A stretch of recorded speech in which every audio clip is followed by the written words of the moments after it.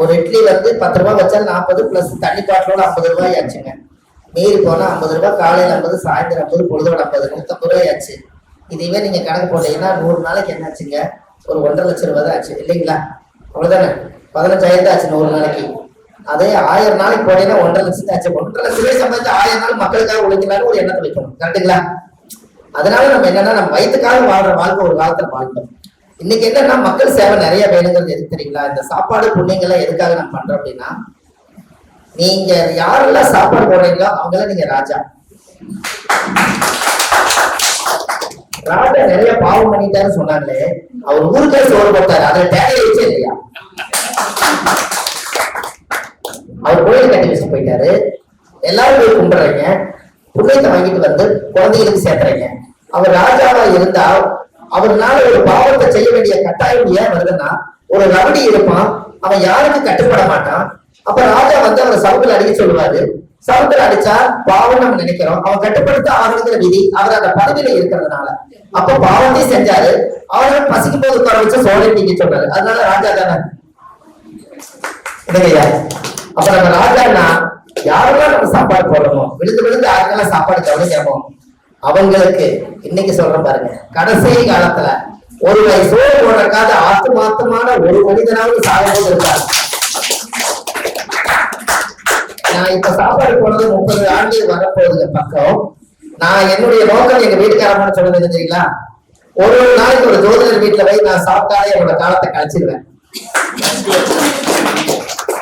என்னோட காலம் எல்லாம் முடிஞ்சு 50-60 வயசுக்கு மேல ரிட்டையர்ட் ஜோசியத்துல. அதுக்கு மேல நான் என்னோட போறேன், அம்மா கிருஷ்ணகிரி அம்மா வீட்டுக்கு போனா ஒரு நேரம் எனக்கு சாப்பாடு கிடைக்கும், நம்ம ஐயா வீட்டுக்கு போனா ஒரு நேரம் சாப்பாடு கிடைக்கும்.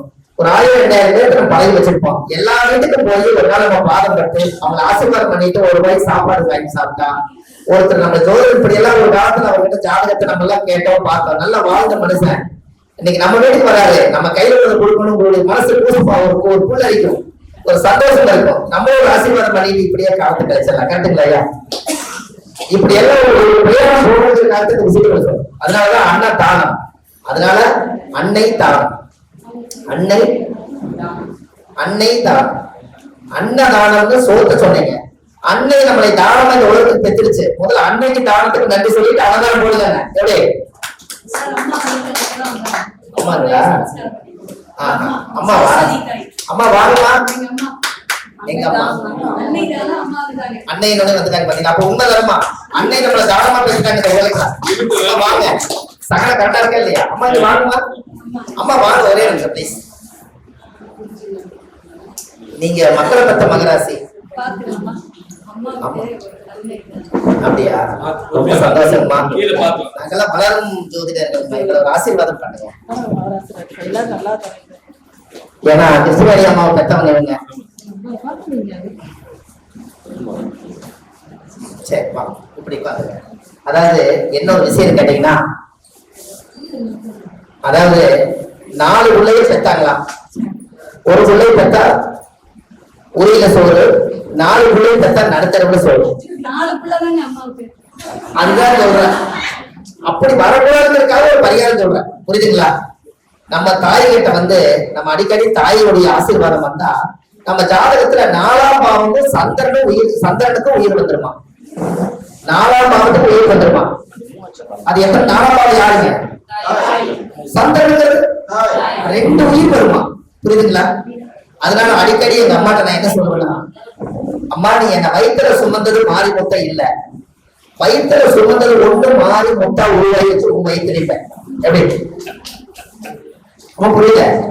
வயிற்றுல சுமந்தது மாறி முட்டை இல்ல, வயிற்றுல ஒண்ணு மாறி முட்டா உருவாயிருச்சு. அதனால நீங்க உட்கார்ந்துருக்கோம். கரெக்டுங்களா? அவங்க சுமந்து நம்மளுக்கு கொடுத்தது. அதனால எங்க வீட்டையும் 4-5 பேர் பிறந்திருக்கிறதுனால எனக்கு எனக்கு ஒண்ணு ஆனதுன்னா உனக்கு வேற பிள்ளை உண்டு. நம்ம தாய்கிட்ட சொல்ற வார்த்தை என்ன? எனக்கு ஒண்ணு ஆனதுன்னா உனக்கு வேற பிள்ளை உண்டு, உனக்கு ஒண்ணு ஆனதுன்னா எனக்கு வேற தாய் இருக்கா. அதுதான் பெத்ததாய்.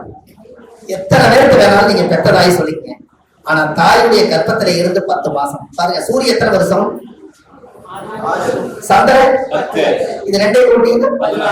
பூஜை எத்தனை வருஷம்? அதனால ஆண்டு அப்பாவும் அம்மாவும் சேர்ந்தாலே குருவுக்கு 16 கொடுத்து எட்டாசி உச்சம். அப்ப தாய் வீட்டுல தான் வச்சிருப்பாங்க. அப்ப 16 கரெக்டா இல்லைங்களா? அதை மீன வரைக்கும் இருந்தீங்கன்னா 12, மேசம் 13, ரிஷபம் 14, மிதுனம் 15, கடகம் 16. அதனால குரு 16 வருஷம் உச்சம். கரெக்டுங்களா? 16 வருஷம் தானே. அப்ப தாயும் தந்தையுடைய கணக்கு இல்லாம குரு எப்படி வெளியே வந்தாருங்க? கரெக்டுங்களா? அப்ப குரு தாய்க்கு ஒரு. அதனாலதான் ஒரு குழந்தை பிறந்துச்சுன்னு வைங்கள, அந்த காலத்துல எல்லாம் குழந்தைக்கு தொட்டில் கட்டி போறதை எதிர போடுவாங்க தெரியுங்களா? அவங்களுக்கு கல்யாணம் வச்சிருப்பாங்கல்ல அம்மாவுக்கு, அவங்க ஒரு கண்டாக்கி சேர வச்சிருப்பாங்க. அந்த தொழில தான் மான் கொம்புல தொட்டில் கட்டி வீட்டுல ஆராயம் பாடி அந்த குழந்தைய தூங்க வச்சா அந்த குழந்தை அம்சமா தோணும். இந்த மிஷினே ஆளுங்க. கரெக்டுங்களா? அன்னைக்கெல்லாம் அந்த குழந்தை வந்து தொட்டில் முதல் போறது அம்மாவுக்கு கல்யாணம் பண்ணின அந்த பட்டு புடவை எடுத்து நம்ம பெற்ற பிள்ளைக்கு தாய்க்கு தன் உடல் ரத்தத்தையும் கொடுத்துட்டு நம்மளுடைய மானத்தை மறைச்ச வஸ்திரத்தையும் குழந்தைக்கே கொடுத்துச்சு. இதை விட ஒரு தாய்க்கு என்ன பண்ணிட்டே இல்லையா? அப்போ அது ஏன் மான் கும்பல போட்டாங்க? மான் கும்பல அதிகமா போடுவாங்க. குழந்தைக்கு தாராளி பாடலாம் மான் கும்பல நீங்க மான் கும்பல நீங்க போடுவீங்க. அது ஏன் மான் கும்பல அந்த காலத்தை சூஸ் பண்ணாங்கன்னு சந்தன உச்சம். Okay, super. அப்புறம் மான் கொம்பு திஷ்டி படாம இருக்கிற பொண்ணு. அடுத்தது மான் கொம்பை சூஸ் பண்ணியிருக்காங்க. அந்த காலத்துல பெரியவர்கள் எதை வச்சிருக்காங்க? இது ஒரு ஆதிகால பரிகாரம் உங்களுக்கு சொல்றேன்.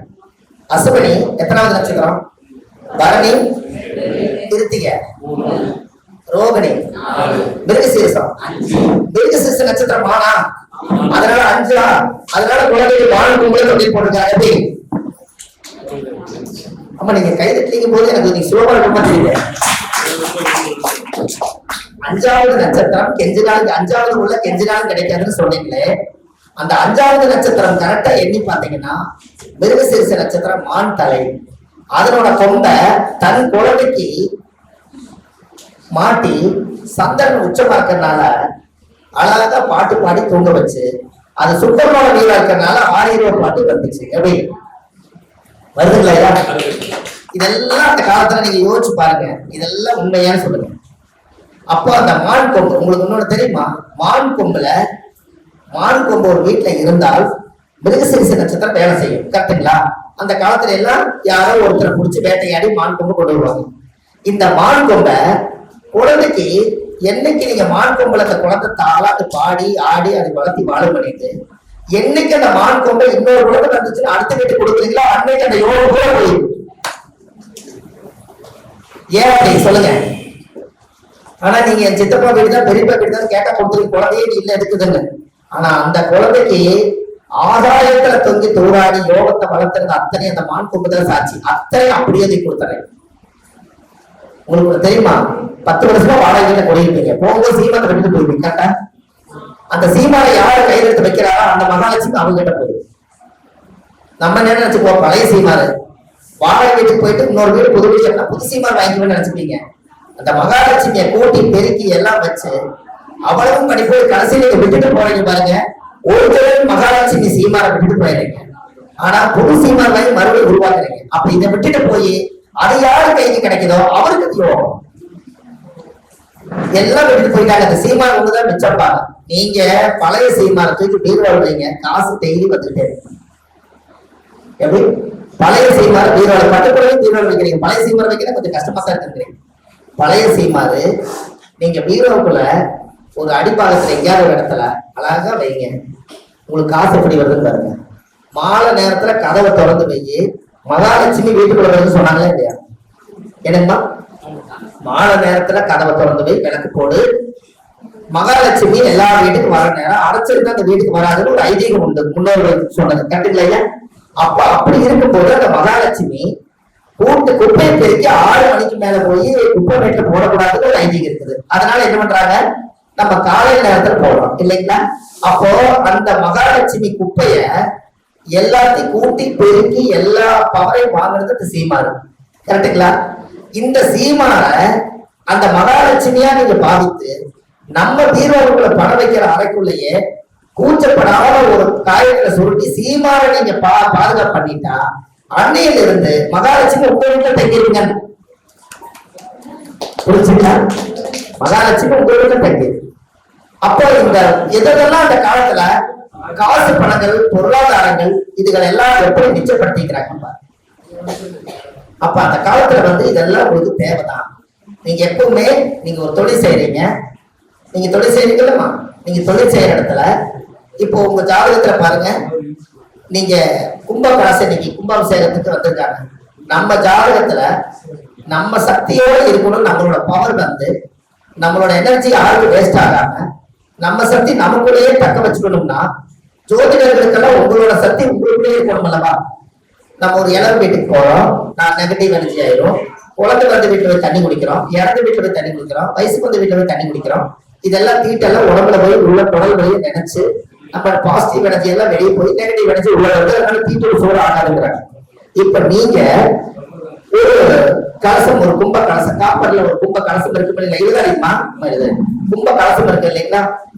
அந்த கும்ப கலசம் அதுல நூல் சுத்தி எப்பவும் போல அதுக்குள்ள ஏலக்காய், பன்னீர், எழுதிடாதீங்க, ஏலக்காய், பன்னீர், வெட்டி வேறு, நவதானியம் எல்லாம் அதுக்குள்ள போட்டு ஒரு காப்பர் தகடு இருக்கல்லமா, கடையில விற்கிது வெள்ளி தகட காப்பரம் வாங்கி உங்களோட பேரு, உங்க தோசைக்கு ஒரு பேர் வச்சிருப்பீங்கல்ல, ஒரு திருமுருகன் ஜோதிட நிலையம் வச்சிருப்பீங்க. அந்த திருமுருகன் ஜோதிட நிலையம் எனக்கு தொழில் விருத்தியாகணும், எனக்கு குடும்பம் நல்லா விருத்தியாகணும், எனக்கு நிறைய கிளைண்ட்கள்லாம் நிறைய எனக்கு வரணும், எனக்கு எல்லா தெய்வங்களும் ஆசீர்வாதம் பண்ணணும், எனக்கு எந்த என்னுடைய இந்த ரூம்ல ஜாதகம் பார்க்க ரூம்ல எந்த திருஷ்டி வந்தாலும் என்னை பாதிக்க கூடாது, என்னுடைய முன்னோர்கள் செஞ்ச ஆசீர்வாதம் எல்லாம் எனக்கு எப்போதும் இருக்கணும், உங்க உபாசன தெய்வம், உங்க மூல தெய்வம், உங்க குல தெய்வம் எல்லாம் தகட்டை எழுதி அது அந்த எழுத்து முடியாம சுருட்டி அந்த கலசுக்குள்ள போட்டு ஒரு மாதளை வச்சு ஒரு தேங்காய் வச்சு டெய்லி சக்தி கலசமா விளக்கேத்திட்டே வாங்க.